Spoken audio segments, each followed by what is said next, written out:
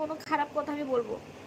এতদিন আমি সোশ্যাল মিডিয়াতে কাজ করেছি, কেউ আজ পর্যন্ত জানতে পারেনি যে আমার আগের বিয়েটা কেন ভেঙেছিল। আজ পর্যন্ত কেউ জানতে পারেনি।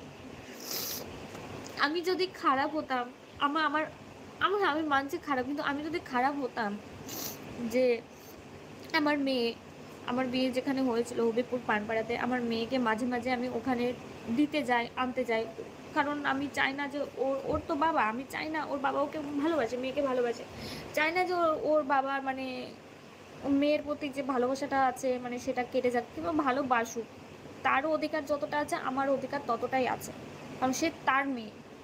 মেয়েকে আমি দিতে যেতাম, মেয়েকে আনতে যেতাম ওখানে, এখনও আমার ইজ্জত যেভাবে আছে আমি মাথা উঁচু করে যাই ওখানে, উঁচু করে। আমার এক্স হাজব্যান্ডও এই যে এইসব খবর শুনে ফোন করেছিল, এক্স শ্বশুরও ফোন করেছিল, কথা বলেছে, বললো যে কী করবি।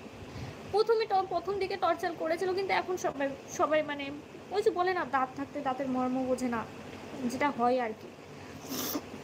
আমার হাজব্যান্ড আর আরিয়ান মেয়ের ব্যাপারে তার বাবার সাথেও কথা বলতো, আমি বলতাম না, সে বলতো। ও বলতো যে আমি বলবো, তোকে বলতে হবে না। ও বলে নিত, মেয়ের সম্বন্ধে কথা বলে নিত তার বাবার সাথে।